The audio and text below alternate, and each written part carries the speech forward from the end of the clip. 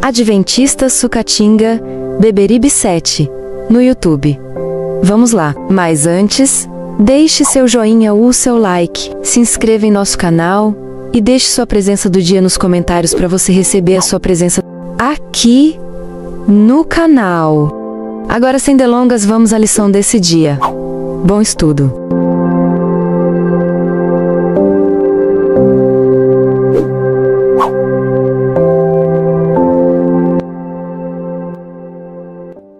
Esse templo é a casa de Deus. A Igreja Adventista do Sétimo Dia de Sucatinga, Beberibe, Ceará. Seja bem-vindos à lição da Escola Sabatina Adulto, aqui no canal Adventista Sucatinga, Beberibe 7, no YouTube.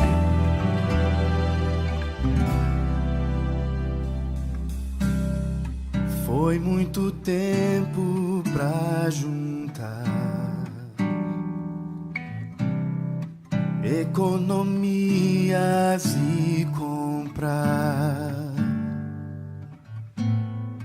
vaso de alabastro, frasco do puro amor. E atenção! Nossos vídeos aqui provavelmente será interrompido temporariamente pelo fato que meu aparelho no qual é realizado a edição aqui no canal Adventistas Sucatinga Beberibe 7 está apresentando pequenos fragmentos em sua respectiva tela, levando assim ficar comprometido a visualização por completo da tela. Leva alguns dias, mas creio que a média de como está indo essa frisura na tela aqui do aparelho, acredito que qualquer momento o mesmo irá não funcionar. Ou seja, nós, daqui do canal, estamos disponibilizando o QR Code e a chave Pix, para que você venha realizar sua doação voluntariamente em prol para arrecadar fundos e assim comprarmos um outro aparelho mais avançado tecnologicamente falando. Assim nós continuamos com nossos materiais aqui no canal. Podemos contar com a sua colaboração? Maravilha! Deus seja louvado! É só apontar a tela do seu telefone nessa imagem que você está vendo aqui na tela. O nosso QR Code ou a nossa chave Pix, que é evandoadventista@gmail.com. E se você não conseguir fazer a anotação da nossa chave Pix, temos o QR Code aqui em nossa tela, tá? Agradecemos sua compreensão e colaboração, tá? Que o Senhor lhe abençoe. Agora, vamos ao estudo desse dia? Pegue sua Bíblia e a lição da Escola Sabatina e vamos conferir, estudar a lição desse dia. Vamos lá? Bom estudo!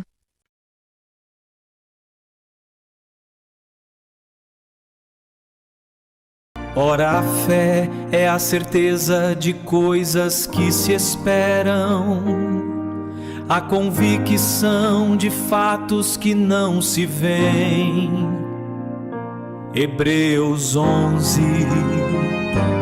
verso 1. Querido Deus e Pai, diante da Tua santa presença, nós queremos Te entregar esses momentos para o estudo da Tua palavra.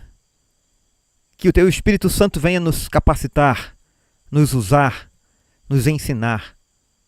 Que não seja mero estudo e a aquisição de conhecimento, mas transformação do nosso desejo, das nossas vontades e das nossas atitudes. Pai, também Te apresentamos os pedidos de oração deixados nos comentários. Melhor do que eu, que leio apenas palavras nos comentários, o Senhor lê os corações, as mentes e as intenções. Por isso, ó Deus, Te pedimos, seja feita a Tua vontade e nos dá um espírito de conformação e alegra-nos naquilo que o Senhor puder nos atender imediatamente, Senhor. Oramos gratos por mais essa oportunidade de passarmos esse tempo contigo. Em nome de Jesus. Amém.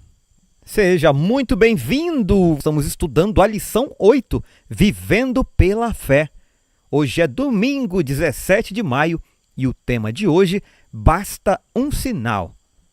Talvez você já tenha ouvido alguém dizer: se eu visse o mar vermelho se abrir, o maná cair do céu, ou Jesus curar um cego, eu creria.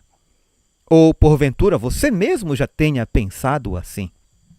Essa frase revela uma tendência humana antiga, querer provas extraordinárias para então decidir crer. O problema é que a Bíblia mostra justamente o contrário. Muitos viram milagres impressionantes e ainda assim continuaram sem fé. O coração humano não é transformado apenas por evidências, ele precisa ser rendido a Deus. Por outro lado, por que deveria ser mais fácil crer hoje do que foi para as pessoas dos tempos bíblicos? Os israelitas não possuíam uma Bíblia completa, nem tinham uma longa história do povo de Deus para refletir sobre ela, como nós. Aqui existe um ponto forte da lição. Hoje temos muito mais acesso à revelação divina do que gerações anteriores. Temos a Bíblia completa. Temos milhares de testemunhos históricos, profecias cumpridas e a atuação contínua de Deus ao longo da história. Às vezes pensamos que os antigos tinham vantagem espiritual, mas em muitos aspectos nós recebemos mais luz. Moisés destacou a importância de lembrar a direção e a bondade de Deus. Diferentemente deles, nós contamos com 6.000 anos de história bíblica para aprender. A fé bíblica não nasce do esquecimento, mas da memória. Israel caía quando esquecia o que Deus havia dito. O mesmo acontece conosco. Quem só olha para os problemas do presente acaba perdendo de vista os milagres do passado. Cada geração pede um sinal, e a nossa não é diferente. Mas os sinais estão à nossa volta. Essa afirmação confronta diretamente a nossa geração. Muitos dizem que faltam evidências de Deus, enquanto ignoram profecias cumpridas, transformações de vida, respostas de oração e até os acontecimentos finais descritos em Mateus 24. Em Mateus 24, vemos quantas coisas já se cumpriram e continuam se cumprindo. Jesus já havia alertado sobre guerras, crises, enganos religiosos, aumento da maldade e a instabilidade mundial. O objetivo dessas profecias não é causar medo, mas fortalecer a confiança de que Deus continua no controle da história. A pergunta para hoje: mesmo na época de Jesus, alguns pediam um sinal de que ele era de fato o Filho de Deus, embora muitos sinais já tivessem sido dados. Como Jesus respondeu? Vamos ler Marcos capítulo 8, versos 11 e 12. Os fariseus chegaram e começaram a discutir com Jesus. E, tentando-o, pediram-lhe um sinal vindo do céu. Jesus, porém, arrancou do íntimo do seu espírito um gemido e disse: por que esta geração pede um sinal? Em verdade, lhes digo que nenhum sinal será dado a esta geração. Os fariseus não pediam sinais porque faltavam provas. Eles pediam porque eles não queriam se render. Esse é um detalhe importante, nem toda dúvida é sincera. Algumas pessoas pedem evidências infinitas apenas para evitar a decisão de obedecer. Será que discutimos com Jesus e o colocamos à prova como fizeram os fariseus? Fazemos com que ele suspire profundamente por causa da nossa falta de fé, quando ele já nos deu razões suficientes para crer? A expressão suspirou profundamente mostra a tristeza de Cristo diante da incredulidade persistente. É possível estar perto da verdade e ainda assim manter o coração endurecido. Esses sinais não eram aquilo de que os judeus necessitavam. Nenhuma prova meramente externa os beneficiaria. A necessidade deles não era de iluminação intelectual, mas de renovação espiritual. Ellen White afirma isso no livro O Desejado de Todas as Nações, na página 231. Esse comentário de Ellen White vai direto ao centro da questão, irmãos. O problema não era a falta de informação, mas falta de transformação. Hoje existe muito conhecimento religioso, mas pouca entrega genuína. Não seria esse também o nosso caso? Necessitados de renovação espiritual, de uma caminhada autêntica, real, passo a passo com Deus? A fé verdadeira não vive apenas de emoções fortes ou acontecimentos extraordinários. Ela cresce na comunhão diária, na oração sincera e na obediência prática.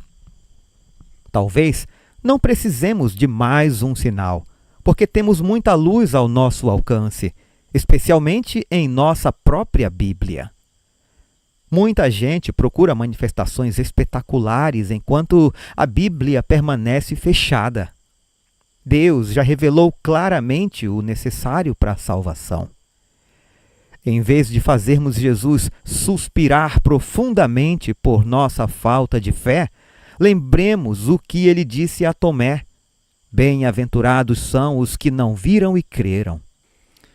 Tomé queria tocar para acreditar. Jesus atendeu sua necessidade, mas deixou uma lição eterna. Existe uma bênção especial para quem aprende a confiar na palavra de Deus antes de ver. Deus não nos pede uma fé cega, pois Ele já nos deu inúmeras razões para crer. E, ainda assim, mesmo com todas essas evidências, sempre há espaço para dúvida. O segredo é focar o que fortalece a fé, não o que a enfraquece. Esse fechamento resume bem a lição. Fé não é a ausência de perguntas, é decidir confiar em Deus apesar delas. Quem alimenta apenas dúvidas enfraquece a fé. Quem alimenta a comunhão fortalece a confiança. A pergunta para nossa reflexão: em apenas 60 segundos, como você descreveria sua fé em Deus? O que a sua resposta revela sobre a sua caminhada com Ele? Essa pergunta é profunda porque revela onde realmente estamos espiritualmente. A nossa fé está baseada apenas em emoções e sinais ou em um relacionamento constante com Cristo? Irmãos, a maturidade espiritual começa quando paramos de exigir provas o tempo inteiro e aprendemos a reconhecer que Deus já tem falado conosco de muitas maneiras. Eu convido você a me acompanhar a partir de agora na leitura dos comentários de Ellen White para a lição de hoje. Como um facho de luz, as palavras do Salvador ao nobre revelaram seu coração. Viu que seus motivos em buscar a Jesus eram egoístas. Viu a verdadeira natureza de sua fé vacilante. Em profunda aflição, compreendeu que sua incredulidade poderia custar a vida do filho.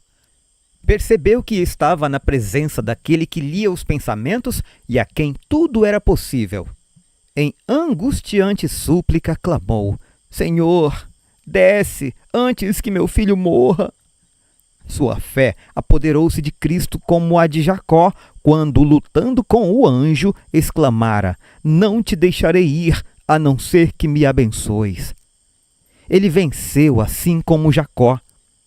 O Salvador não se afasta de uma pessoa que a ele se apega, alegando sua grande necessidade. Jesus respondeu: Vá, o seu filho vai viver. O nobre deixou a presença do Senhor com uma paz e alegria que nunca antes experimentara.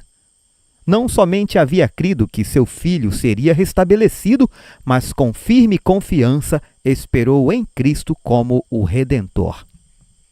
No entanto, como o aflito pai, somos muitas vezes levados a buscar a Jesus querendo algum bem terrestre e fazemos nossa confiança em seu amor depender da realização de nossos pedidos.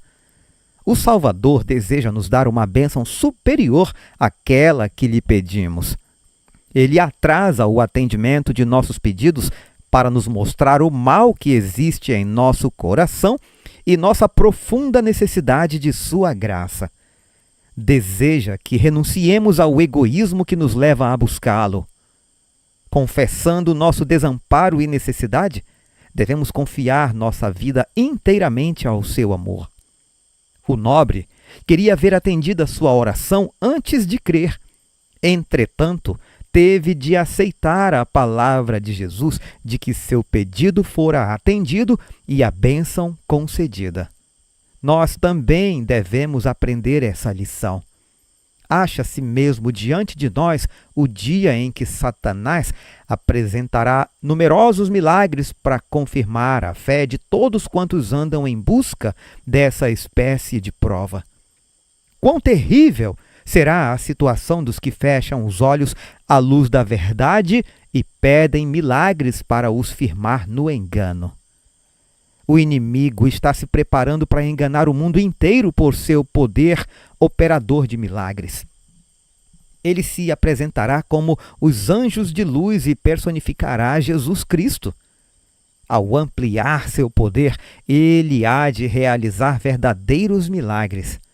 Dizem as Escrituras: ele seduz aqueles que habitam sobre a terra por causa dos sinais que lhe foi permitido realizar. Não meramente os que ele pretende fazer. Esse texto apresenta alguma coisa mais que simples ilusionismo. Há, porém, um limite além do qual Satanás não pode ir. E aí ele chama em seu auxílio o engano e falsifica a obra que não tem realmente o poder de efetuar. Nos últimos dias, ele se apresentará de tal maneira que faça os homens crerem que ele é Cristo, vindo pela segunda vez ao mundo. Ele se transformará, na verdade, em anjo de luz. Maranata, 18 de julho. Chegamos ao final do estudo de hoje, lembrando de uma verdade importante. Deus não abandonou seus filhos à escuridão. Ele continua deixando sinais do seu amor, da sua direção e do cumprimento da sua palavra. A grande questão não é se Deus está falando, mas se estamos dispostos a ouvir e confiar. Que nesta semana a nossa fé não dependa apenas do que vemos, mas da certeza de que o Senhor continua conduzindo cada detalhe da nossa caminhada. Mesmo em meio às dúvidas e desafios, podemos descansar na fidelidade de Deus. Muito obrigado pelo carinho, pelas orações. Que Deus multiplique bênçãos sobre a sua casa, a sua família e tudo aquilo que estiver em suas mãos. Desejo que você tenha uma semana abençoada, cheia da presença de Deus, esperança e fortalecimento espiritual. Até amanhã, um forte abraço, fiquemos todos com Jesus. Ora, a fé é a certeza de coisas que se esperam, a convicção de fatos que não se veem. Hebreus 11, verso 1.